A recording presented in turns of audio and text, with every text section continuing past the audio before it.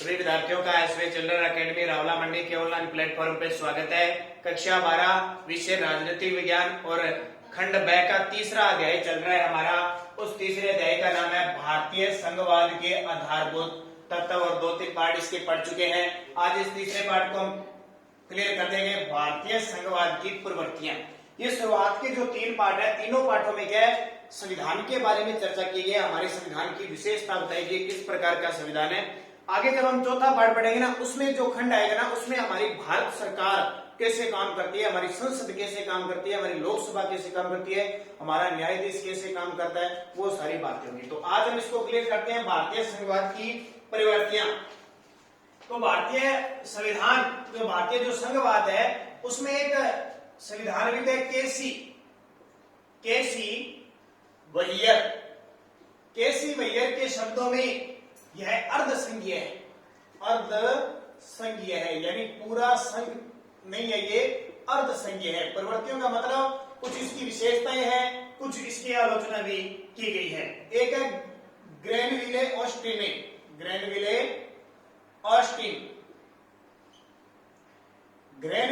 Austin ने इसे सहयोगी संघवाद कहा है। ये परिभाषा थोड़ी सी याद रखना। केसी वैयर तो क्या कहते हैं, अर्धसंघीय, और ग्रेनविले ऑस्टिन ने इसे क्या कहा है, सहयोगी संघवाद का, सहयोग का संघवाद का है, सहयोगी संघवाद की प्रवृत्ति कहा है। और डॉक्टर भीमराव अम्बेडकर, जिन्हें संविधान का जनक कहा जाता है, डॉक्टर भीमराव अम्बेडकर ने क्या कहा है, इसे कठोर संघीय ढांचा मानने से इंकार किया है। कठोर संघीय ढांचा मानने से इंकार किया, ये कठोर नहीं है, क्योंकि जब चाहे इसमें परिवर्तन किया जा सकता है। और एक राजनीतिज्ञ है मॉरिस जोन्स ने इसे सौदेबाजी वाला संघवाद कहा है, सौदेबाजी वाला संघवाद। तो ये परिभाषा थोड़ी सी याद रखनी है, ठीक है। केसी वैयर अर्धसंघीय, ग्रेनविल ऑस्टिन ने इसे सहयोगी संघवाद, डॉक्टर भीमराव अम्बेडकर ने इसे कठोर संघीय ढांचा नहीं माना है, और मॉरिस जोन्स इसको सौदेबाजी वाला संघवाद कहते हैं। परंतु यह सत्य है कि भारतीय जो संघवाद है विशुद्ध सिद्धांतिक संघवाद नहीं है, और विशिष्ट बहुलवादी परिस्थितियों में इसे एकात्मक शक्ति प्रदान की गई है। जिसमें आपको सीधा पढ़कर बता देता हूं, क्योंकि इसमें कुछ बताने वाली वैसी बात नहीं है। इसमें आगे क्या लिखा है, देखो पढ़ते रहना। केंद्र को अत्यधिक शक्तिशाली बनाया गया है। हमने देखा भी केंद्र इसमें शक्तिशाली होता है, एकात्मक है। विधायी, कार्यकारी और न्यायिक आपातकालीन सभी क्षेत्रों में अंतिम और निर्णायक भूमिका किसकी होती है, केंद्र सरकार की होती है। जैसे अखिल भारतीय सेवाएं मैंने बताया था ना, आईएएस वगैरह जो भी लगते हैं वो केंद्र सरकार की भर्ती से लगते हैं, तो उनका एकात्मक हो गया। आपातकालीन उपबंध है, जो अनुच्छेद 352, 356, 360, तीनों कौन काम कर रही है। जब ये आपातकाल लगे तो राज्य सरकार तो भंग हो जाती है, केंद्र सरकार काम करती है। इसका मतलब पावर संघ के अंदर है, तो एक तानाशाही भी हो सकती है। वित्त आयोग इत्यादि संस्थान रूप से केंद्रीकरण के माध्यम से हो रही है। इस एकात्मक आत्मा वाले संघवाद का दूसरा पहलू यह भी है कि राज्यों को अनेक संस्थाओं के माध्यम से उचित महत्व और भागीदारी प्रदान की गई है, ठीक है। जैसे राष्ट्र विकास परिषद, उसमें सारे शामिल होते हैं। अंतर्राज्यीय परिषद, अनुच्छेद 263, क्षेत्रीय परिषदें, नीति आयोग इत्यादि महत्वपूर्ण संस्थाओं से संघवादी स्वरूप में राज्य की भागीदारी को सुनिश्चित करने का प्रयास किया गया, यानी कोशिश की गई है। फिर देखो, गत 6 दशकों के व्यवहारिक अनुभव से भारतीय संघवाद का मूल्यांकन करते हुए कई प्रकार की धाराएं दृष्टिगोचर होती है। जहां प्रारंभिक वर्षों में केंद्र और राज्यों में लगभग एक दलीय प्रभुत्व वाली संस्थाओं के कारण विवाद कम हो। जब से भारत आजाद हुआ तब एक ही पार्टी ज्यादातर होती थी, कांग्रेस, और राज्यों में कौन सी होती थी, कांग्रेस, एक पार्टी प्रमुख रूप से थी, तो कभी विवाद नहीं होता था। आज क्या हो गया, केंद्र में तो भाजपा सरकार है, ठीक है। अब केंद्र में भाजपा सरकार है, कई राज्यों में तो भाजपा है, उनमें टकराव नहीं होता, सही चलती है।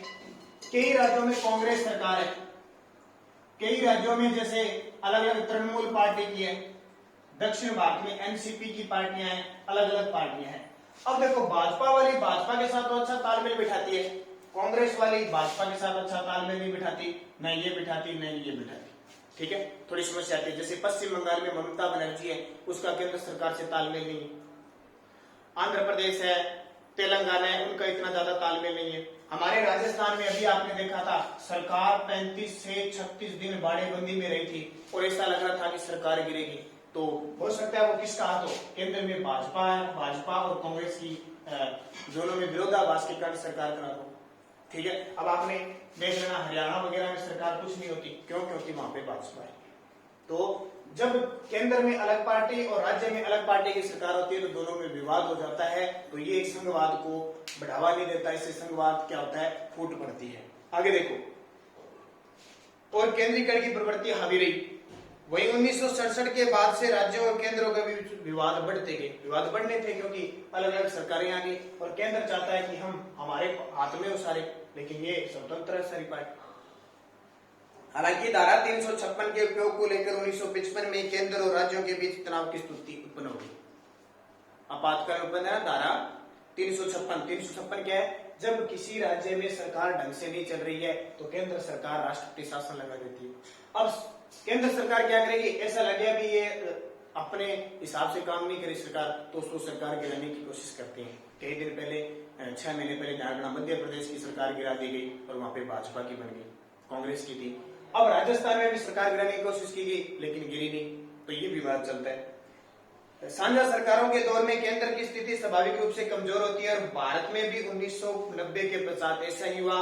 परंतु वर्तमान सरकार के कार्यकाल में केंद्र मजबूत होने के बावजूद राज्य के हितों पर उचित ध्यान देते हुए पर्याप्त राजनीतिक और आर्थिक स्वायत्ता प्रदान करने की प्रवृत्ति स्पष्ट दिखाई देती है।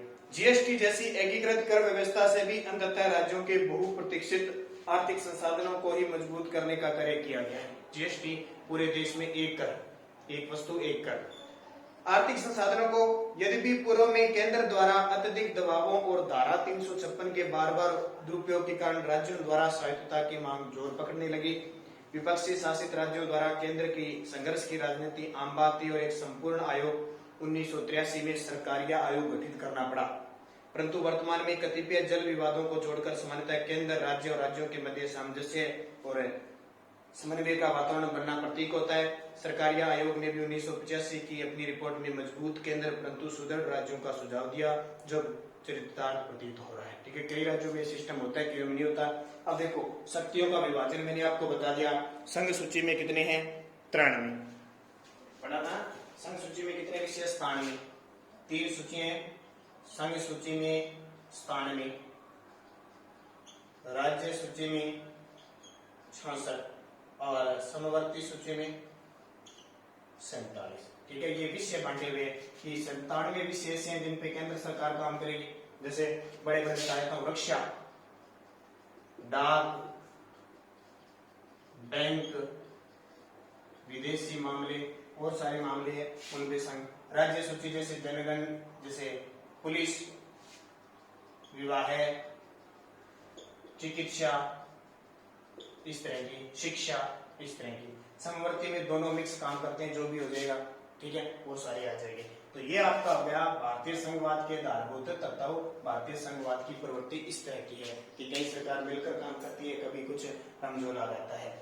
अब इसके प्रश्न कर लेते हैं और फिर हम एक बहुत बड़े टॉपिक जिसका आपको हमेशा ज्ञान होना चाहिए कि हम राजनीति पढ़ रहे हैं तो हमें पता होना चाहिए हमारी संसद कैसे काम करती है, हम लोकसभा में कैसे चुनते हैं, कैसे राज्यसभा होती है, कैसे राष्ट्रपति होती है, किस किस से मिलकर बनती है, कैसे हमारी सरकार चलती है, कैसे सरकार गिर जाती है, कैसे सरकार बनती है, सब के बारे में पूरा एक एक चैप्टर है हमारा दिया हुआ। अब देखो कुछ प्रश्न क्या है, वर्तमान में हमारे देश में कितने राज्य हैं, वर्तमान में हमारे देश में कितने राज्य है, तो ऑप्शन आपका दिया नहीं है, आप उत्तर क्या करोगे, 28 राज्य। पेपर में आ जाए वर्तमान में हमारे देश में कितने राज्य है, 28 राज्य का है। और दूसरा प्रश्न आप है, संघ सूची के विषयों पर कानून बनाने का अधिकार किसको है, तो संघ सूची पर किसको है, केंद्र सरकार को है, राज्य सूची पर राज्य सरकार का, और समवर्ती सूची पर केंद्र और राज्य दोनों का, और अवशिष्ट सूची पर केंद्र सरकार का। तीसरा प्रश्न, संविधान का कौन सा भवन आपातकाल की व्यवस्था करता है, तो देखो ऑप्शन के अनुसार 356 करता है ऑप्शन। ठीक है, वैसे 3 आ जाएंगे, कौन कौन से बताओगे, 352, 356 और 360। 352 में क्या होता है, जब हमारे देश पर कोई आक्रमण कर दे या हमारे देश में कोई आंतरिक विद्रोह हो जाए तो राष्ट्रपति शासन लगता है। 356 क्या है, जब किसी राज्य का जो राज्य की शासन व्यवस्था है वो संविधान के अनुरूप नहीं चल रही है तो राष्ट्रपति शासन लगता है। और तीसरा 360, जब हमारे देश में वित्तीय आपातकाल आ जाए तो 356 अनुच्छेद लगता है, 360 लगता है। आज तक कभी भी हमारे देश में वित्तीय आपातकाल नहीं आया, यानी 352 है वो अब तक 3 बार लग चुका है हमारे देश में। 356 100 से ज्यादा बार लग चुका है। 360 कभी नहीं लगा, कभी नहीं लगा, ध्यान। ठीक है, 356 हो गया। अगला है राज्य सूची में कितने विषय है। राज्य सूची में, तो राज्य सूची में अभी पढ़े हैं, राज्य सूची में कितने विषय हैं, 66। संघ सूची में कितने हैं, स्थान में, समवर्ती में कितने हैं, 47। ठीक है, ये याद है। उसके बाद में क्या है, संसद में राज्य का प्रतिनिधित्व कौन सा सदन करता है। संसद में राज्यों का प्रतिनिधित्व करता है राज्यसभा। संसद में राज्य का प्रतिनिधित्व कौन करता है, राज्यसभा करती है, आगे हम पढ़ेंगे। और तीसरा है, केंद्र और राज्यों के मध्य विवादों का निपटारा कौन सी संस्था करती है। केंद्र और राज्यों के मध्य तो सरकारिया आयोग बना है ना, अभी सरकारिया आयोग करता है, अभी बना है सरकारी आयोग। उसके बाद में एकल नागरिकता क्या है, विधि के शासन से क्या समझते हैं, सरकारी आयोग का संबंध किससे है, ये सारी हो जाएगी। ये आपके प्रश्न उत्तर जो आपको करनी है, और आप किताब पूरा बढ़ा दिया, आप सारी बुद्धिजीवी हो, आप इसमें से कर सकते हो। अब जो कल पाठ पढ़ेंगे ना वो आगे से इम्पोर्टेंट है। इकाई सेकंड हमारे साथ शुरू हो जाएगी, भारत में शासन व्यवस्था। अब थोड़ी सी बात मैं बता देता हूँ और उसके बाद में हम कल फिर पूरी डिटेल से पढ़ेंगे क्या माजरा है, क्या कहानी है। तो देखो, संसद 3 अंग, भारत का संविधान का अनुच्छेद 79 ये कहता है कि भारत में एक संसद होगी जिसके 3 अंग होंगे, राज्यसभा, लोकसभा और राष्ट्रपति। हमारी जो संसद है वो 3 जनों से मिलकर बनेगी। राज्यसभा अभी देखा था, राज्यों का प्रतिनिधित्व करती है, लोकसभा जनता का प्रतिनिधित्व करती है, राष्ट्रपति होता है। संविधान का अनुच्छेद 80, क्योंकि 395 अनुच्छेद है ना, अनुच्छेद 80 क्या कहता है कि भारत में एक राज्यसभा है। अनुच्छेद 81 कहती है कि भारत में एक लोकसभा का गठन किया गया है, और अनुच्छेद 52 में ये कहा जाता है कि भारत में एक राष्ट्रपति होगा। तो संसद 79 अनुच्छेद में है, राज्यसभा 80 में है, लोकसभा 81 में, राष्ट्रपति 52। तीनों क्या करती है, मिलकर कानून बनाती है। मान लो कोई बिल पास करना है तो पहले लोकसभा में जाएगा, फिर राज्यसभा में जाएगा, और जब राष्ट्रपति के हस्ताक्षर हो जाएंगे तो वो कानून बन जाएगा। कल इसमें पूरी डिटेल अगले वीडियो में पढ़ेंगे, कैसे कानून बनते हैं, कैसे लागू होते हैं, कैसे राष्ट्रपति हस्ताक्षर करता है।